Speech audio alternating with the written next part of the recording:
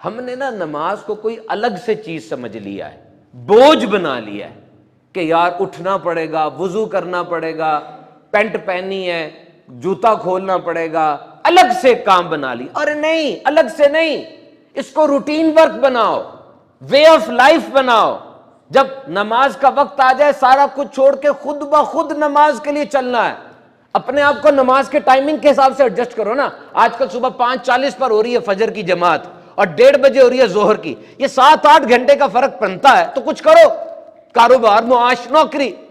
اور 1:30 بجے کے بعد 3:45 بجے عصر کی جماعت ہو رہی ہے، چھوٹا کوئی کام رکھ لو اس میں. اور اس کے بعد عصر ہو رہی، مغرب ہو رہی ہے 5:10 پہ، 5:11 پہ، اور چھوٹا کوئی کام رکھ لو.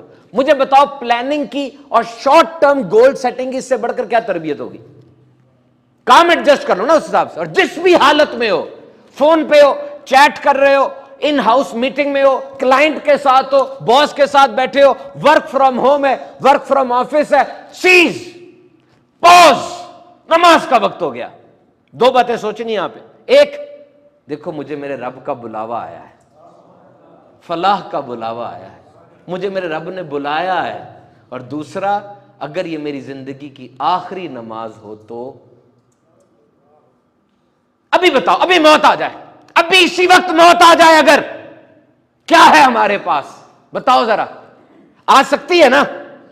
اس وقت فوراً آ سکتی ہے موت. اگر ابھی موت آ جائے، کیا ہے ہمارے پاس؟ کیا اکٹھا کیا ہے؟ یہ سوچ کے وہ نماز پڑھو. کم از کم نماز کو اتنی تو امپورٹنس دو نا، جیسی کاروباری آدمی نوٹ گنتے ہوئے دیتا ہے، جیسی ملازم پیشہ آدمی تنخواہ کے وقت لیتا ہے، جیسا اسٹوڈنٹ میڈل پہنتے ہوئے لیتا ہے، اتنی تو امپورٹنس دو نا. اپنے آپ سے ریزننگ کیا کرو، اپنے آپ کو سمجھایا کرو کہ میرا قرآن سچا قرآن، جس میں ہر خشک اور تر چیز کا ہے بیان، وہ قرآن جو مجھے جان سے زیادہ عزیز ہے، جس کی کوئی ناموس میں اس طرح کی حرکت کرتا ہے میرا سینہ چر جاتا ہے، اس پاک سچے قرآن کے اندر 700 بار نماز کا ذکر آیا، 80 بار صریحاً ذکر آیا. یہ نماز دین کا ستون ہے. میں دیندار آدمی ہوں نا، تو میں نے ستون گرا دیا، پورا بلڈنگ ہی منہدم ہو جائے گی. توحید و رسالت کی شہادت اہم ترین، اس کے بعد نماز ہے. اور یاد رکھنا، یہ میں نے پوری فزیو تھراپسٹ کے ساتھ بیٹھ کے بات کی ہے، میرا پوڈ کاسٹ ہے میرے یوٹیوب چینل کے اوپر. فزیو تھراپسٹ بتاتے ہیں کہ نماز سے زیادہ ہلکی پھلکی ایکسرسائز ہی کوئی نہیں ہے. نماز پڑھنی اللہ کی رضا کے لیے، لیکن دیکھو فزیو تھراپسٹ کہتے ہیں ایکسرسائز 2 طرح کی ہونی چاہیے. نمبر 1، ہلکی پھلکی ہو، تھکائے نہ، اور استقامت کے ساتھ ہو. 1-2 دفعہ کی ایکسرسائز کا طرح فائدہ نہیں ہوتا.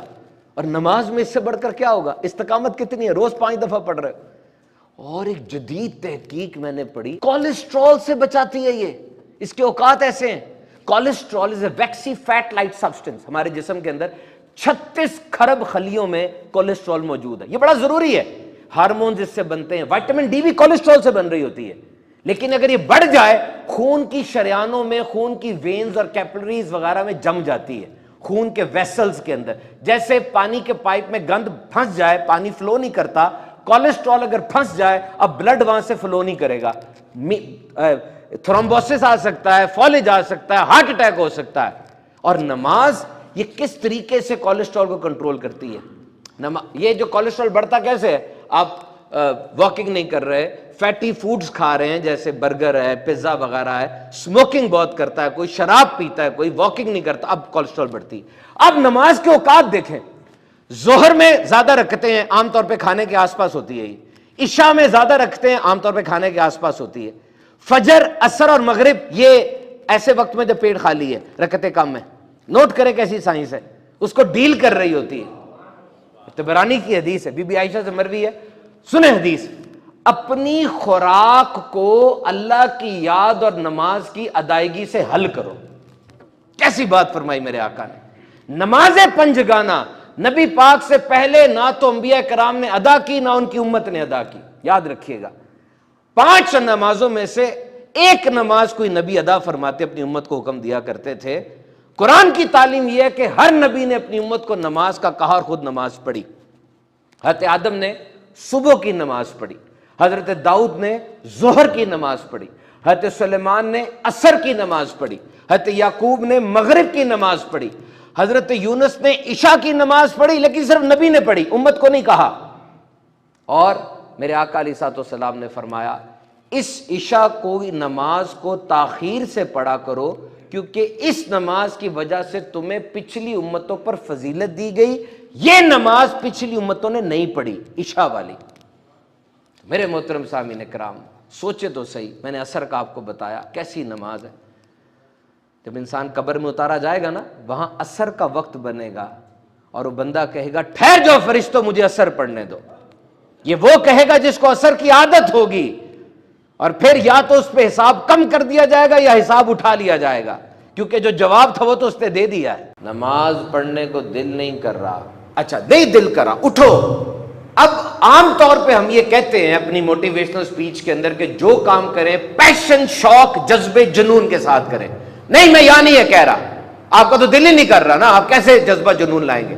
میں صرف آپ سے یہ کہہ رہا ہوں اٹھو، ہٹ گرمی چھوڑو، اپنے آپ سے کہو کہ یہ پڑھنی ضروری ہے، فرض ہے، اور اب جو کہا گیا اس طرح کرتے جاؤ۔ دل نہیں کر رہا، منہ بنا لو، لیکن وضو اسی طرح کرو جس طرح کہا گیا ہے۔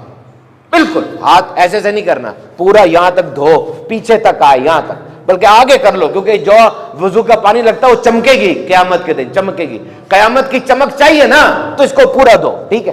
ایسے ایسے نہیں کرنا، ایسے ایسے پورا دھو، پورا دھو، پورا ماتھا اچھی طریقے سے۔ دل نہیں کر رہا یار، منہ بناؤ لیکن دھو، اچھے طریقے سے دھو۔ دھو لیا، وضو کر لیا صحیح طریقے سے جس طرح سکھایا گیا، حکم دیا گیا۔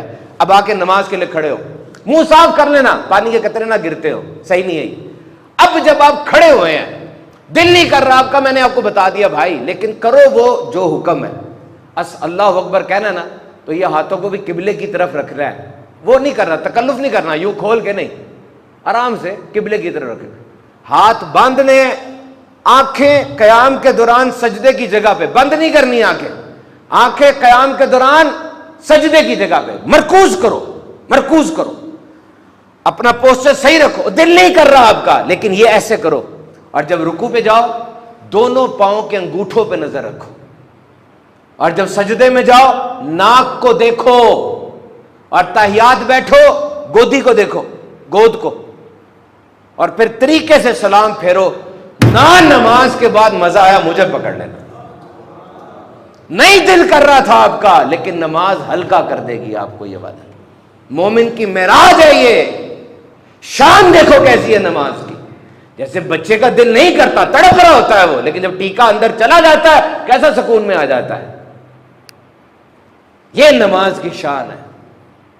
دین اسلام کی کیا بات ہے، میں کیا بتاؤں، کر کے دیکھنا ایک دفعہ۔ یہ ہو سکتا ہے جو ٹینشنیں آپ کی دور نہیں ہو رہی، بڑے بیان بھی سن لیے، بڑا کچھ کر لیا، ہو سکتا ہے اس کی وجہ نماز سے دوری ہی ہو سکتا ہے یہ جو آپ کے مشکلات اور مصیبتیں پیچھا نہیں چھوڑ رہی، کوئی بیمار ہے تو مسلسل بیمار ہی چلتا چلا جا رہا ہے، کسی کو آفس سے پرابلم ہے تو پرابلم ہی چلتی چلی جا رہی ہے، کسی کا دماغ سکون میں نہیں آ رہا، کسی کو نیند کا مسئلہ ہے، ہو سکتا ہے یہ نماز سے دوری کا ہی مسئلہ ہو۔ 800 700 800 بار جس بات کا قرآن میں ذکر آیا ہے، ویسے تو نہیں ہوگی نا یہ۔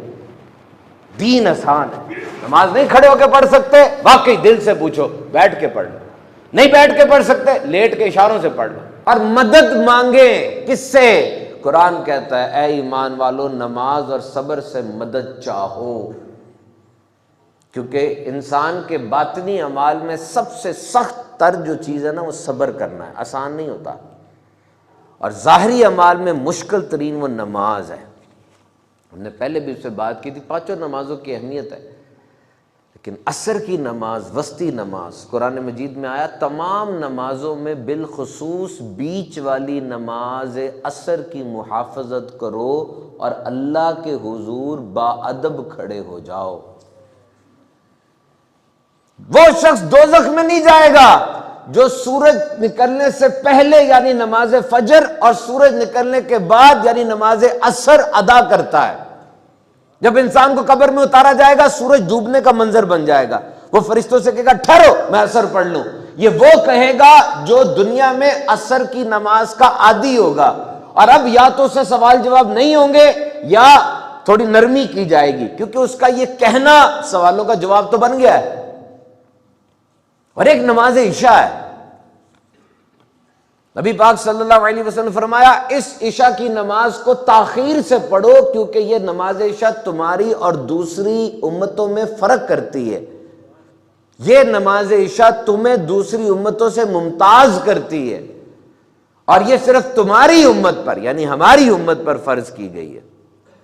عشاء کی نماز موسیٰ علیہ السلام نے پڑھی تھی جب وہ مصر جا رہے تھے، 10 سال حضرت یعقوب علیہ السلام کی بارگاہ میں رہنے کے بعد مصر جا رہے تھے، انہیں 4 فکریں لاحق تھیں۔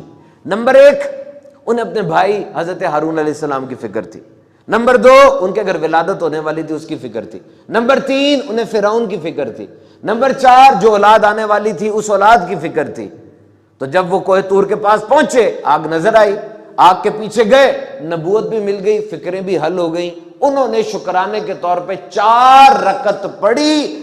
اللہ تعالیٰ کو یہ 4 رکعت اتنی پسند آئی کہ اپنی حبیب کی امت پہ اس نے فرض قرار دے دی۔ یہ عشاء ہے۔ دس از دا ہسٹری آف عشاء۔ عشاء کا مطلب ہوتا ہے رات کی ابتدائی تاریکی۔ عشاء کا لغوی معنی یہ ہے، تو چونکہ یہ اندھیرا چھانے کے بعد پڑھی جاتی ہے اس لیے اس کو عشاء کہا جاتا ہے۔ تو یاد رکھیے صرف انسان نہیں بلکہ دیگر مخلوقات بھی نماز پڑھتی ہیں۔ سورہ نور میں آیا کیا تم نے نہیں دیکھا اللہ کی تسبیح کرتے ہیں جو کچھ آسمانوں اور زمینوں میں، اور پرندے جو پرواز کر رہے ہیں، اور سب نے جان رکھی ہے اپنی نماز اور تسبیح، اور اللہ سب کے حال سے باخبر ہے۔ یعنی اللہ نے ان کو جو تسبیح اور نماز سکھائی ہے یہ اس کے مطابق زندگی بسر کر رہے ہیں۔ اور نوٹ کریں یہ حیوانات، نباتات، جمادات، پرندے، جانور، ہر کوئی جس بھی کیفیت میں ہے، جو بھی ممکنہ کیفیت ہو سکتی ہے، اللہ نے وہ ساری کیفیات نماز کے اندر رکھ دی ہیں۔ پہاڑوں کو دیکھیں قیام کی حالت میں، درخت کوئی جھکے بھی ہوتے ہیں، رکوع کی حالت میں بھی ہوتے ہیں، یہ فرشتے عالم بالا میں اللہ کی بارگاہ میں قیام کی حالت میں کھڑے، اور یہ حشرات الارض، یہ پرندے اڑتے ہوئے سجدے کی حالت میں ہیں۔ اور چونکہ انسان کامل ترین مخلوق ہے تو تمام حالتوں کا مجموعہ نماز میں رکھی، اور نماز مسلمانوں پہ فرض قرار دی گئی۔ یہ نماز ہے جو مسلمانوں پہ فرض قرار دی گئی، ہمیں چاہیے کہ اس کو دیکھیں اور اس کی پابندی کریں۔